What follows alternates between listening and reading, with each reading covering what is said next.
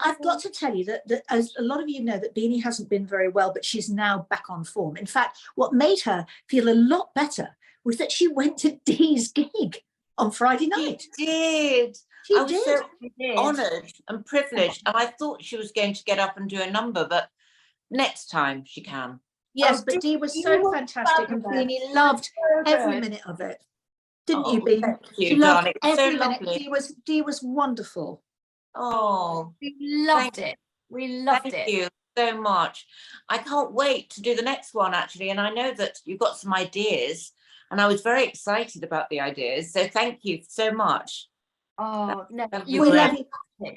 It was a And really wants to say hello to Caddy. Hi, Caddy. Yeah. Hello, Beanie. It's nice to be introduced. Yes, she said, I've been not very well. I've had somebody tried to murder me. They did. Yes, I know. It's a very long story, which we will tell you, but she's fine now. Yes, and she's so beautiful and lovely. Her nature's so lovely, and she feels so silky and gorgeous. Go on, she said. Go on, Dee. Go on. Yes, go on. And beautiful. How did you take her to a play? Was she good? She went. Yes, she used to come to the theatre on Thursdays, didn't she? She's always sat on Natalie's knee. That's the thing. Yes. my lap dancing dog. She sits on my lap. I know. I was a bit worried about the noise, but she seemed to be okay with the noise. No, she's fine. She I lost just the put her ears music. down, Dee, because her ears are normally up, and they went down. Obviously, they're sort of like ear flaps. It was wonderful. Absolutely. But Beanie would like to wonderful. thank everyone for their good wishes, and they worked, she said. Yes, they did. They did.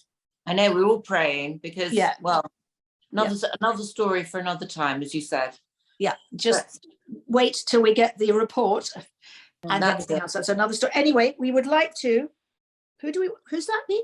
Yeah, she said, who's the guest, please, Dee? Oh, who's the guest? So we have today an amazing guest, very inspirational writer, mentor, entrepreneur, and it's the amazing Peter Mukherjee. Hello. Hi. Good to see you. Good How to are see you all as well. I feel privileged to be in the company of such lovely ladies this morning. Whoa, that's go on, keep going. Absolutely. How are we all? Well, it's great to see you again because we've met, haven't we? Yes, we have, indeed. But it's fabulous. We've all been looking forward to seeing you, and we've read your book. Good. And we think it's really fantastic. So we're going to talk about that. Sure. A few wise words. Indeed. Yes. What inspired you to write it in the first place? That's a good question. I have a son who's now 17, and it actually goes back to 2012 when we were away on a long sort of holiday stroke photo trip, because I'm a photographer as well. And I had quite a bit of time, and I was just thinking about my son and how I can sort of help him the best that I can as a dad, who's 7 at the time. And it occurred to me that, the idea came to mind that if I could introduce him to some amazingly successful individuals from all different sort of walks of life, and he could spend some time with them and ask his questions and learn from them what advice they would give him, how valuable that could be. And then I was thinking, it just kind of evolved into, well, actually, do you know what?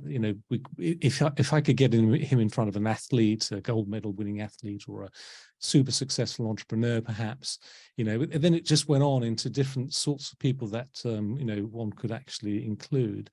And then it just came to mind that this would actually make a very good book. And a few years later, I sort of sat in it for a while. And a few years later, I was talking to Lord Mervyn Davies, who's been very much involved with the project. And he said, look, this is great, let's just do it. And so it just has gone on from there. It took about 4 years to put together. And it's been an amazing journey, and I've learned so much from it as well. It's been really fantastic. Has it really helped you as well in your career? Yes, it has. I mean, obviously, I'm sort of later on in my years, I would have loved to have had some of the knowledge that I've acquired from some of these people much, much earlier on. I think that would have been very interesting.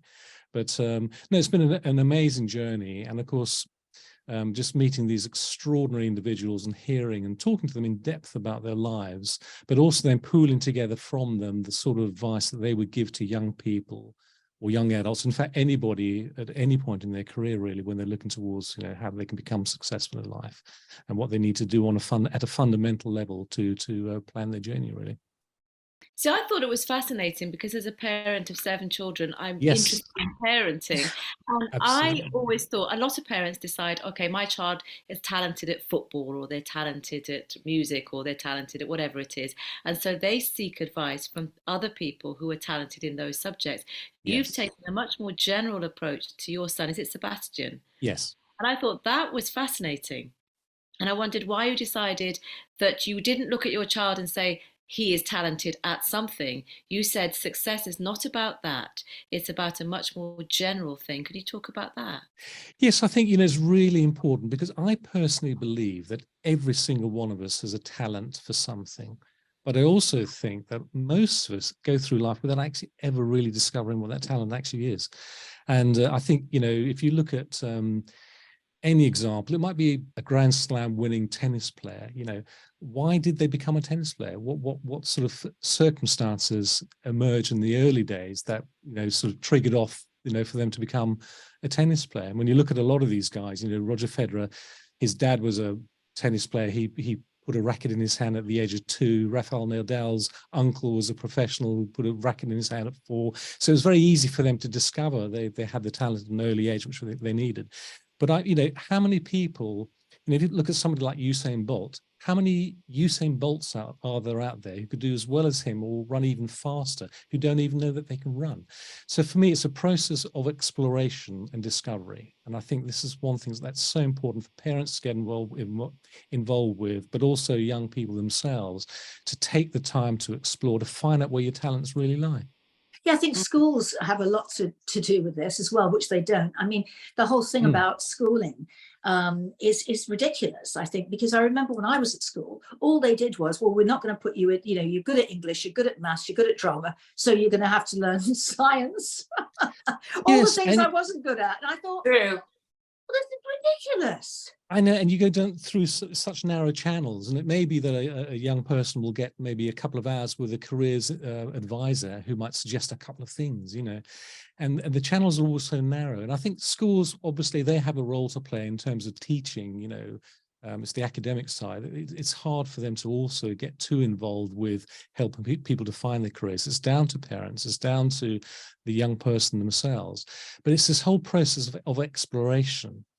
Rabbi Sachs, who's obviously, he's in the book, and I remember him saying to me, which is really quite sort of profound, he said, it always amazes me, this is him speaking, it always amazes me how we can spend a year planning a holiday, but we can't spend a day to plan a life. Yeah, well, Anthony Robbins says that, we spend weeks designing kitchens, our kitchen in our house, or years, in fact. But, you don't design your career. You don't have any next steps or things. You just kind of wait for things to happen. It's the same sort of principle behind that completely. Natalie and I were just talking, and Nat, you wanted to ask Peter, didn't you, about goals? Well, yes. I think what you were talking about, the education side of it, I think in schools there's a kind of hierarchy of what's important and what isn't. And the artistic bits are considered the least important. You've got your maths, your science, then you've got your English and all those, but the really creative sides are put bottom of the list. Yes, I think it's an unfortunate thing, really, because I think the whole creative side, music. I mean, so few schools now teach the classical music anymore, and I know, Katie, that'll be sort of something which I'm sure you feel very sort of strongly about.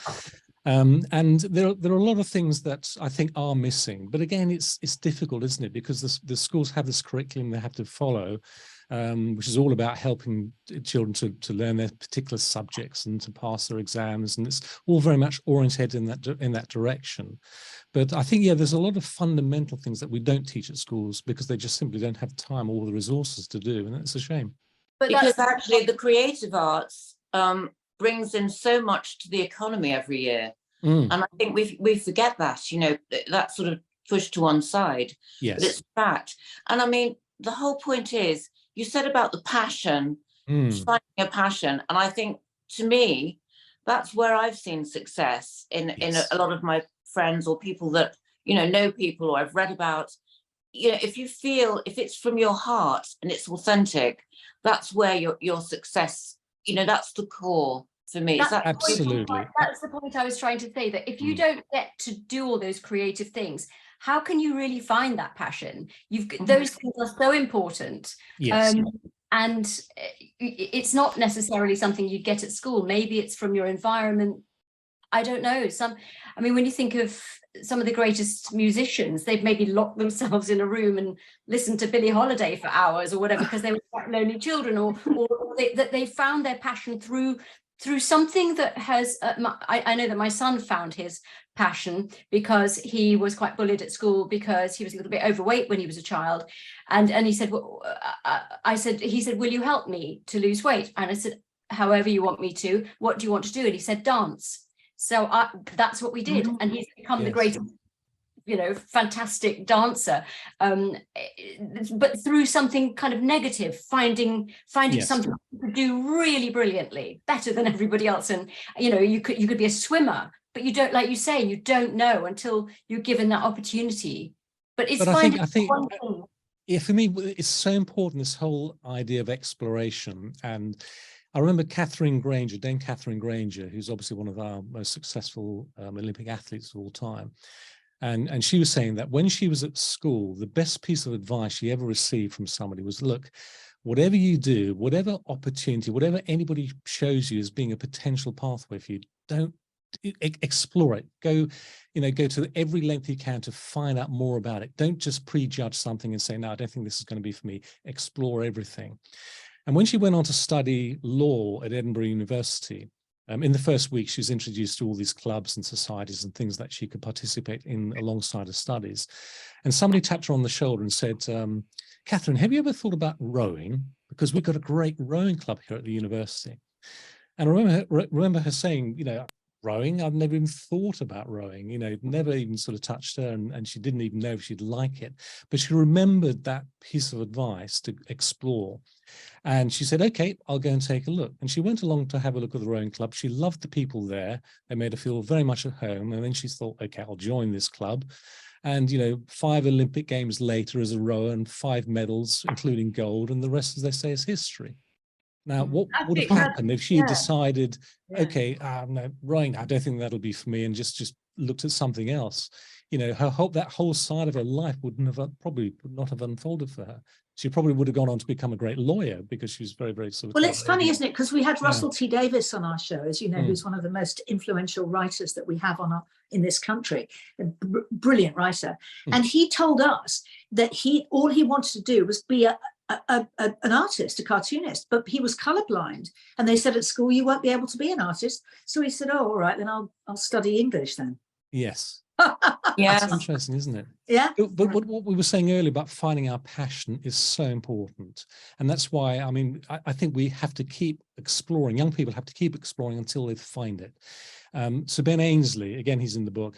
He was really strong on this point. I remember, he's a very laid-back guy, but I remember him saying very strongly, look, you absolutely have to find something that you're passionate about. If you're not passionate about it, then it's not right for you. If you're in a job and you're not really happy where you are, you've got to keep looking. You're taking more of a risk in terms of trying to find success in life by staying where you are than by taking a chance and trying to do something else. But when we find our passion for something, it's so important, because what it does, it kind of invokes a whole range of attributes within us, which are so important. It stimulates our energy, our drive, our creativity, our focus. And the important thing is that there are many ways in which we can actually find success. And I believe it's down to making your own luck in life. And one of the key things we all know is how important hard work is. But the great thing is, when you're passionate about what you're doing, it never seems like hard work. No, exactly. That's true. You keep working at it, you want to do more and more of it. You're ending up doing 16, 17 hours a day because you just love doing it. And what happens is you end up doing more, you achieve more. But more importantly than that is that people then begin to recognize that in you, and it becomes infectious. So people around you will say, I'd like you to become part of my team, or they want to come and join your team. And the other thing is this, that, you know, throughout life, and one of the most fascinating things about me that I learned from this journey with A Few Wise Words was how many of these amazing people said to me how lucky they believe they are to have got to where they are today. And they would pinpoint even one or two very specific lucky breaks that they had in their lives, that if without which they don't believe they would have been where they are today. And this is really key, because these lucky breaks, we've got to attract them to us. We've got to attract these opportunities. And if you're passionate about something and people see that in you, you know, people who have got great opportunities or fantastic doors to open, they're going to offer them to, or open doors to, people that they believe are open to those opportunities, who are going to make the most of them. And that's how you start to attract those good opportunities to you. And that's how you start to make your own luck in life. But I do think Absolutely. it's important to say you can be passionate about more than one thing, and you can learn from your passion. That's why I think creative arts and sport is so important in school. It doesn't mean that that's what you want to do when you grow up. But I know Yes. all my children were really interested in sport. For example, the boys were passionate about football, and they learned a lot from sport, which they then brought into music. So I think Absolutely. there's no need to narrow things down, I think, in education as well. I think that's important. Yes. I And mean, I think Sean Connery was I a successful footballer before he was a successful actor, for example. Yes, indeed. And I think you've got to cast your net as wide as possible. It goes back to this exploration thing as well, and keep looking until you find something that speaks to you, that you feel that is something that you want to be drawn to. Think about in terms of, you know, what do I really care about, you know, and just look, and I think parents have a really important role there as well, to help to open those doors for their kids and to explore all sorts of different things as well. How important do you think goals are? I mean, because you can, like Denzel Washington says, dreams without goals remain dreams. So do you think goals are important? I think goals are important, because if you don't have a target to shoot at, you're not going to hit anything, are you? So I think Very goals, good. I like that. yeah, That I is a think good goals, one. I'm going I to use think, that. yeah, goals, they set something for you to actually work towards and to measure against as well. But what is really interesting is when you talk to somebody like Joanna Lumley, she will say, well, I never really had any goals, but if I did have a goal, it was to be the best that I could be at whatever I'm doing right now. And that was her goal. And yet, if you talk to an Olympic athlete, they'll have their ultimate goal as being perhaps winning a gold medal, but then they break it down into different goals along the way that you have to achieve in order to get there, because you can't just sort of set your sights on that. You've got to literally achieve things in different steps. So goals can mean different things to different people, but I think you definitely do have to have a goal. It helps to set your direction, whatever that goal may be. I mean, it's Yes. a lovely story about, actually, a lovely story about Pauline Collins, the actress, and this is one of my favourite stories. She, you know, she basically believed all the things that we believe in talking about now, but she said she was sitting on the beach in Florida, and she thought, okay, I'm going to put a goal out there. I've never done that before. I'm going to do that. I'm going to say to the universe, I would like to win an Oscar. And then she looked up and said, ha, ha, ha, I've never even made a film, so that's going to be difficult. Within a year, she was nominated for an Oscar. She didn't win it, but she was nominated. And what happened was that a play came to her, Shirley Valentine, and the rest is kind of history. And she was nominated for an Oscar. And she did the play in London, and it was made into a movie. But that was the thing that she put out there, the Oscar, and it almost arrived, but not even being nominated was enough, you know. It's amazing, isn't it? It's amazing. Yeah. What I really liked, I don't know if you watched the BAFTAs recently. I watched it for the first time for a few years. I hadn't sort of watched it much before. But Richard E. Grant, right at the beginning, he said, and of course the whole audience is full of A-list sort of directors and actors and sound people and producers and so on. And the first thing he said was that we are all here today because it all started with one lucky break. Which is really sort of telling, isn't it? And again, it's But But what you do these feel- people do to put themselves in that place in the first place, and into that opportunity? I think especially 100%. within our business, and I suppose it's within other businesses. I mean, I see this, here we are, we're actors, we're doing this as ourselves. But as actors, you're out there, you're playing a part, and then you come back and you're this vulnerable person. What I've noticed with business people is that they're always actors. Yes. That they play the part all the time of being these successful business people. So I think that actors and people around our industry are much more real than these quote unquote business people. I don't know many sporting people at all, but as my dealing with real people, grown-ups or whoever they are, they always seem to have that thing behind them, that they're always that person who is not really anybody. There's so much to find out, inside them. Whereas with us, we're either acting or we're with these people. It was very interesting. I think it's down to being authentic as well. I think we must always be true to ourselves. I think the acting sort of scenario is a very interesting one, because you are professionally taking on a role which isn't necessarily you.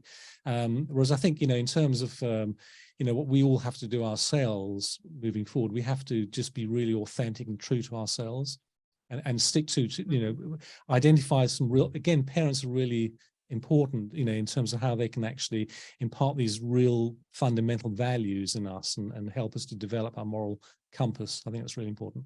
I'd love to know, Peter, what your, out of everything and everybody that you've talked to, out of all these incredible stories that are in your book, what is the one big bit of advice that you have said to your son, wow, that is something you must carry through your life?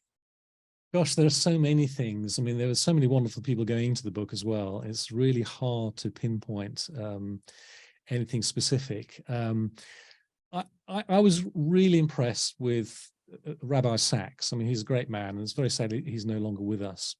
And he said some amazing things. I mean, one thing that I have imparted to my son when talking about failure, we all fail from time to time. It's part of life, and we just have to learn how to deal with failure. In fact, we become, in many ways, a little bit risk averse, which I don't think is necessarily a healthy thing. But one thing that I remember Rabbi Sachs saying to me was that, look, when it comes to failure, he said that if you do not have the courage to fail, then you do not have the courage to succeed. Full stop. Brilliant. I agree. I think that's Love that. important advice. I was Absolutely. actually going to say that, Peter, about the fear of failure that so many people have, and so they don't take that step forward. And I remember my mentor many years ago told me that a lot of people have a fear of success as well. That's interesting. Fear of success. I think again, it's down to finding your passion. Once you've found your passion for something, everything naturally starts to unfold for you, and your success will come naturally as a consequence of your success. I think Joanna Lumley said that in her view, success spirals out of something that you really love doing, and I think that's what we've got to look for. We've got to find that thing that we can really love doing. But she I love also that. said, there's never a moment where she says, I'm a success. There's never Exactly. that moment. She's always working towards something. And Stephen Fry talks about fulfillment and happiness and those kinds of things. So this idea of getting to a place and stopping doesn't exist. Yes, no, exactly. You must. No, it's all enjoy about the journey. It's all about the Yes. journey and not the destination. Must I mean, you enjoy have to know the journey. destination. You need direction. That's You true. need direction. You have to be following a particular direction, of course, but it's not the end point that's the important thing. It is the journey. And life is full. Life is like a game of snakes and ladders, and you've just got You're the only other person I've ever heard say that. And Right. I've always said that. Life is like a game of snakes. And I sometimes get up to number 49. It's like, yes. And then the bloody snake gets there and I go, whoa, right down to the bottom. And I think, not again. I know. And I was saying That's just before we met you this morning, I was saying that talent and drive is needed for success, because if you have talent with no drive, it might happen for you. So drive with no talent is also possible. But if you've got drive and talent, and you work hard at it as well, I think these are combinations. Yeah, absolutely. Mhm. And I Listen, think, we've you know, got to there's go a because we are about to be taken off the air by Okay. our wonderful house. He's going, it's time. We've been saying time for about 5 minutes now. Yeah. We're not ignoring you, House, honestly. No, It's just so but interesting. Peter, This but could go that's on and true, on, but couldn't Peter, it? before we go, can I just say that next time you come on, we want to talk about you, because that's missing from that book.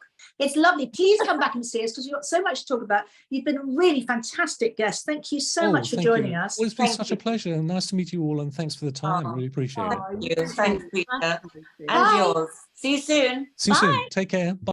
Really So fascinating. interesting. yeah. Yes, Oh, absolutely. yeah. That book is fascinating, and you get a little bit of a nugget from each person, don't you? Yes.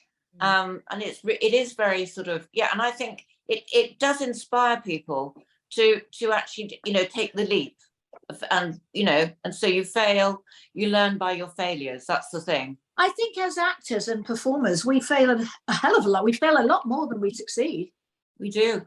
because of all the auditions. There's thousands of auditions that people have gone through in their lives. It's like, oh, Rejection, isn't it? millions. Debbie? It's not just the failure is rejection. Yeah, each correct. time we go through a lot of rejection, Mm-hmm. and that's tough. But you toughen up with that. It makes you very Natalie awful, in fact. Natalie awful. Yes. It sounded like that, didn't it? Came over the tannoy one day when being called to stage. Sounded like Natalie awful. Oh, and you're not at all. I You're love the idea. utterly gorgeous. I She's love Natalie, of success. Natalie wonderful. Yes. I love the questioning of success, and we don't really know what it is. And I think women tend to think that they're not successful, and that idea of just manifesting it, like businessmen do, just say, "Well, I'm not successful," and never mind the snakes and the ladders. You just beam it all the time, no matter the rejection. Oh, Paddy, I mean, I just can't imagine your life with 7 children and what you and your husband have got with all these incredibly talented children. It must be such an amazing experience to be in your house, because it feels Can like we come you're over? with each other. Can we come over to Caddy's house? But what I was going to Yes. say, what's so interesting is when you've got 7, they're not always all at the same time, or always all at the same time down a snake. So you've always got that in your head all the time. You're never complacent. It's probably very good for you. Well, I'm glad I didn't meet you 20 years ago because I could have ended up with a few more. So Exactly. You would be inspired. no more children. Anyway, guys, it's been a fabulous show and we will see you soon. Yes, Bye. see you soon. Bye. Bye. Bye.